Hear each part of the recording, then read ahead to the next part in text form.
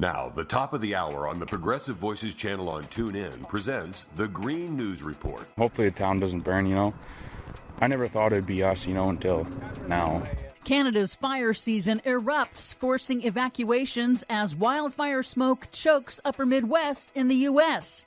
Record-breaking increase in carbon dioxide levels in the world's atmosphere. Plus, for decades, fossil fuel companies have lied and known that they've lied about their industry's impact on climate change. Michigan becomes the latest state to sue Big Oil for mounting climate damages. All of those damages and more straight ahead from BradBlog.com. I'm Brad Friedman. And I'm Desi Doyen. Stand by for 6 minutes of independent green news, politics, analysis, and snarky comment. Would I have thought that I would stand here on the House floor to defend my constituents' appliances and gas stoves? I was proud to lead the House Republican effort to protect our gas stoves. They can take our lives, but they can never take our cooktops. This is your Green News Report. No disrespect to any of these idiots. Okay, Desi Doyen, I can't take it anymore with this saving the gas stoves nonsense from the Republicans who just don't want to do anything real.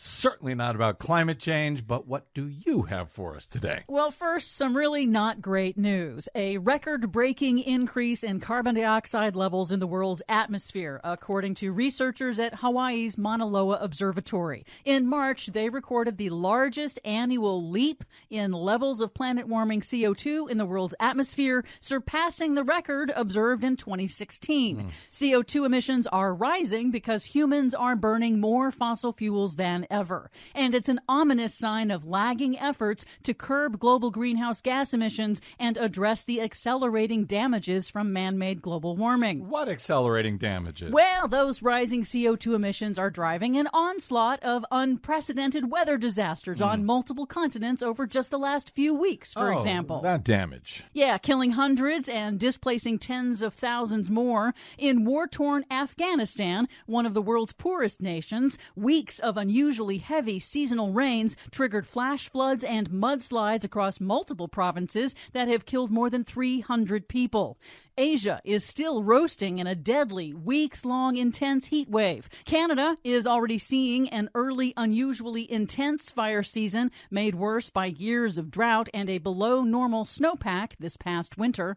In Fort Nelson, British Columbia, getting ready for our sort of last stand, if that's what it comes to. Rob Fraser, mayor of Fort Nelson, and other officials are trying to evacuate holdout residents as fire crews and emergency workers readied their last stand to save the town from a fast-moving wildfire, sparked when high winds downed a tree onto a power line.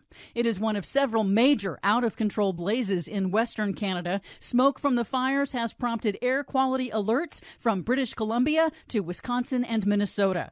Well, now I'm sorry I asked about the accelerating damages. In the U.S., the Federal Trade Commission has accused fracking CEO and Republican mega donor Scott Sheffield of conspiring with Saudi Arabia and OPEC in a price-fixing scheme to curtail oil production in 2021 and 2022 as inflation skyrocketed to push prices even higher at the public's expense. Who could have guessed it? Rising energy costs are a key driver of inflation. One estimate calculated that the price-fixing scheme cost the average American as much as $2,100 a year.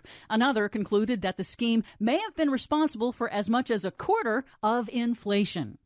The Washington Post reports that disgraced former President Donald Trump told several big oil executives at a fundraiser last month to raise $1 billion for him to help him win the November election. In return, Trump said he would immediately reverse dozens of President Biden's environmental policies and rules and stop new ones from being enacted. Politico reports that the oil industry is already drawing up a slew of executive orders for Trump, should he win, to expand natural gas exports, increase offshore oil leases, and quickly reverse all of Biden's climate and environmental policies that limit oil and gas industry pollution. Pay Donald Trump $1 billion, and these are the things he will give you. Yep. Sounds like a quid pro quo to me. Finally, Michigan's Democratic Attorney General Dana Nessel announced late last week that she is going to file suit against big oil to force fossil fuel companies to pay damages for knowingly causing climate change, which is costing the state dearly, she says, harming its economy, its agriculture products, tourism, culture, and infrastructure. Just like the tobacco and opioid industries have had to reimburse the public for their role in harming public health, we're asking fossil fuel companies now to do the same. Michigan taxpayers didn't create this problem, and they shouldn't have to foot the bill to address it. No, they shouldn't, but yes, they will. For much more on all of these stories and the ones we couldn't get to today, check out our website at greennews.brandblog.com.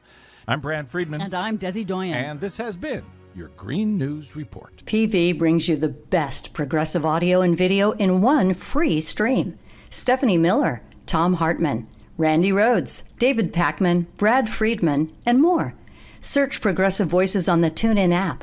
Download the free Progressive Voices app or go to progressivevoices.com.